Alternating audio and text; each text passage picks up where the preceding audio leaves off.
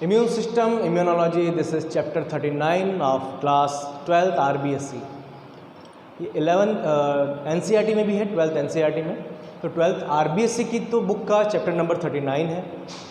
इसी तरह से अगर बात करें NCERT की बुक की जो CBSE में है और इस साल से 11th में भी आ गई लेकिन 12th में नहीं है अभी, तो नीट में आता है वैसे भी। तो NCERT का बुक का ये chapter number 8 12th NCERT biology का चैप्टर 8 है। उसका एक छोटा सा टॉपिक है, पूरा उसमें नहीं है लेकिन उसका छोटा सा टॉपिक है। काफ़ी चीज़ें सेम है और बिल्कुल वैसी है जैसी वहाँ। तो यहाँ जो लेक्चर्स बनाऊंगा मैं वो मिक्स बनाऊंगा, जिसमें RBSc वाली इन्फॉर्मेशन और NCERT वाली इन्फॉर्मेशन, दोनों इन्फॉर्मेशन साथ में आ जाए और आपके प्रिपरेशन, अगर आप CBSE में है या NCERT पढ़ रहे हैं तो वहाँ प्रिपरेशन हो जाएगी, नीट की प्रिपरेशन हो जाएगी और RBSc की बोर्ड एग्जाम की प्रिपरेशन भी आपकी हो जाएगी। तो सिंपल सा छोटा सा लेक्चर है, इंट्रोडक्टरी है, ज़्यादा कुछ डिस्कस नहीं करेंगे, बिल्कुल इंट्रोडक्शन जो है मैं बताऊँगा आपको। पहले तो इम्यूनोलॉजी है क्या? Study of immune system is immunology. Study of immune system is called immunology. And what do you mean by immunology? या immune system, immunology की definition तो बता दी मैंने। Immune system क्या है? What do you mean by immune system? A system present in our body which protect us from disease causing agents. A system present in our body which protect us from disease causing agents. तो disease cause करने वाले जो agents हैं, अब वो micro organism है और कोई भी है, जो भी है उन सब से हमारी बॉडी को हमें प्रोटेक्ट कर रहा है, वो हमारा इम्यून सिस्टम है। और स्टडी ऑफ इम्यून सिस्टम के बारे में पढ़ना, उसकी स्ट्रक्चर को पढ़ना, उसकी जो पार्ट्स हैं उनको डिस्कस करना, ये सारा इम्यूनोलॉजी के अंदर आता है। अब एक चीज़ सिंपल सी, अगर मैं आपसे पूछूं आपका डाइजेस्टिव सिस्टम, आप बता दोगे मुझे डाइजेस्टिव सिस्टम। अगर मैं पूछूं आपसे आपका नर्वस सिस्टम, आप बता दोगे ब्रेन, स्पाइनल कॉर्ड। मैंने आपसे पूछा एक्सक्रीटरी सिस्टम, आपने कहा किडनी और urinary bladder. Respiratory system lungs, तो ये सब आप बता रहे हो। डाइजेस्टिव सिस्टम में आपने एलिमेंट्री कैनाल कह दिया, माउथ कह दिया, तो ये सारी चीज़ें आपने बता दी मुझे। अब प्रॉब्लम ये है, अगर मैं आपसे पूछता हूँ इम्यून सिस्टम बॉडी में कहाँ पर है और इसके ऑर्गन्स कौन से हैं, तो सिंपल सी कंडीशन आप लोग नहीं बता पाएंगे। जिसने नहीं पढ़ा है तो वो आप अपने कॉमन सेंस से, रेगुलर जो जैसा देखते हैं सीखते हैं, उनसे आप नहीं बता पाओगे कि इम्यून सिस्टम क्या है, कहाँ है। तो वही हम देख रहे हैं, हमारे बॉडी का जो इम्यून सिस्टम है या जो इम्यूनिटी है, इम्यूनिटी 2 टाइप्स की होती है। जब हम बात कर रहे हैं इम्यूनिटी की, तो इम्यूनिटी 2 टाइप्स की है, सिंपल सी।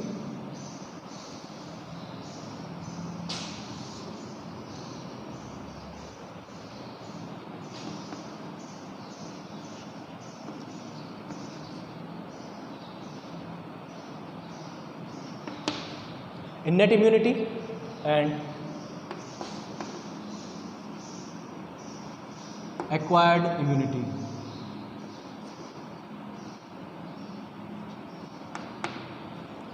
तो innate immunity and acquired immunity थे 2 टाइप्स की इम्यूनिटी है जो हमारे बॉडी में प्रेजेंट है। अब नाम से पता चल रहा है, acquired जो गेन की है, innate पहले से प्रेजेंट है, बाय बर्थ प्रेजेंट है। तो यहाँ पर मैं लिख सकता हूँ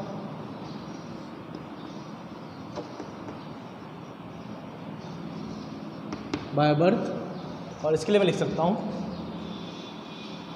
गेन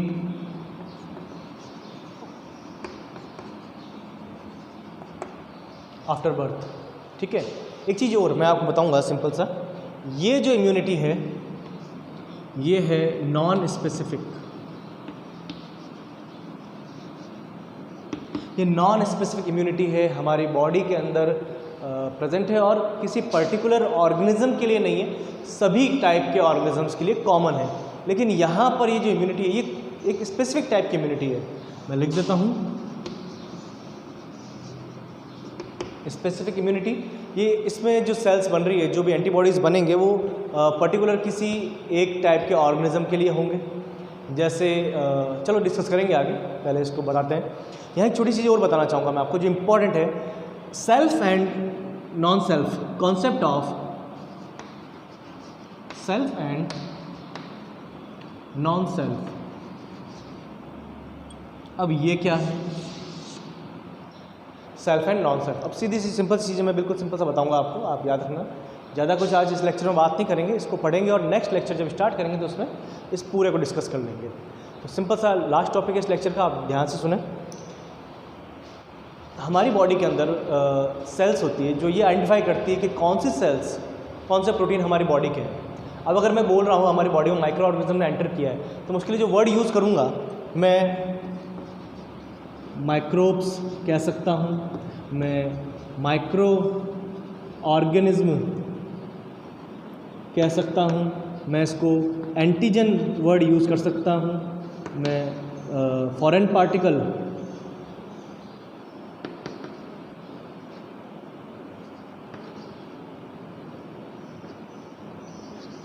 वर्ड यूज़ कर सकता हूँ। तो यहाँ पर ये सारे वर्ड मैंने किसके लिए यूज़ किए हैं, जो भी बाहर से हमारी बॉडी के अंदर एंटर कर रहा है उसके लिए मैंने ये वर्ड यूज़ किए हैं। तो एक्चुअल में एंटीजन मेरी बॉडी में भी है, लेकिन वो मेरी बॉडी के एंटीजन है, मैं उनको नहीं कहूँगा।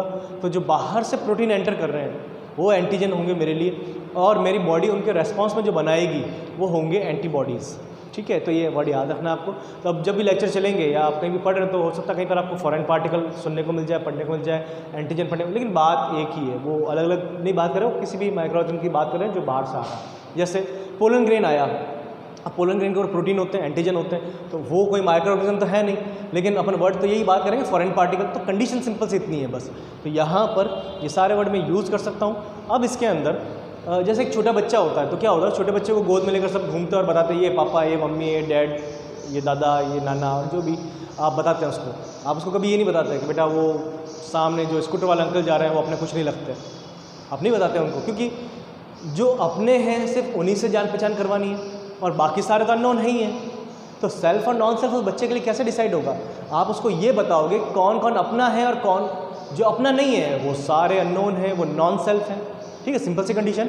यही कंडीशन अपनी बॉडी की भी है। अपनी बॉडी में भी टी लिम्फोसाइट्स होते हैं। टी लिम्फोसाइट्स का फॉर्मेशन होता है अपने बोन मैरो के अंदर, हड्डियों के अंदर, वहाँ से निकलकर उनको ब्लड में जाना होता है, लेकिन पहले वो जाती है, जब अपन छोटे थे उस टाइम की बात कर रहे हैं, ये टी लिम्फोसाइट्स अपने बोन मैरो से निकल कर जाती है थाइमस ग्लैंड में, जो चेस्ट रीजन में स्टर्नम के बैक साइड हार्ट के ऊपर प्रेजेंट होती है। ये जो थाइमस ग्लैंड है, ये thymus gland is the training centre of immune system. ये ट्रेनिंग सेंटर है, ये उनको ट्रेनिंग देता है, उनको सेल्फ एंड नॉन सेल्फ का नॉलेज करवाता है, उसको बताता है कौन कौन से प्रोटीन अपनी बॉडी के हैं। अब जब टी सेल्स को पता चल जाएगा कौन कौन से प्रोटीन अपनी बॉडी के हैं, तो वो आइडेंटिफाई करेगा सबसे पहले जब भी बॉडी के अंदर कोई एंटीजन एंटर करेगा कि कौन अपना है कौन पराया है, सेल्फ और नॉन सेल्फ। अब जब अपन बड़े हो गए हैं तो अब ये टी लिम्फोसाइट्स थाइमस में नहीं जाती, मेरी बॉडी में सीधा यहाँ से ब्लड में रिलीज होती है, उसको पता है ना। बच्चों का पूरी लाइफ थोड़ी बताता हो कि ये दादा है दादी है, वो तो एक बार बता दे छोटा सा, वो पहचान लगे, आइडेंटिफाई करता है वो, और जो अननोन है उसको भी आइडेंटिफाई करता है वो। तो यही कंडीशन इसकी है। तो इस तरह से ये कंडीशन है यहाँ पर। मैं एक चीज़ बता रहा था आपको कि ये नॉन स्पेसिफिक है सभी के लिए। जैसे अपनी स्किन है तो किसी भी टाइप के बैक्टीरिया, वायरस, फंगस को रोकती है। इसके अंदर एंटीबॉडीज़ बनते हैं। एंटीबॉडीज़ अलग अलग होते हैं, डिफरेंट टाइप के एंटीबॉडीज़ होते हैं, वो डिफरेंट टाइप के पैथोजेंस को किल करते हैं। तो यहाँ पर आज इतना ही डिस्कस करेंगे। नेक्स्ट लेक्चर में बात करेंगे इन्नेट इम्यूनिटी की, और इन्नेट इम्यूनिटी के जो टाइप्स हैं, जो भी इनके टाइप्स हैं, जैसे physical barrier, physiological barrier, cellular barrier, inflammatory, cytokine and complementary system. तो ये सारे जो है नेक्स्ट लेक्चर में इसके अंदर डिस्कस करेंगे।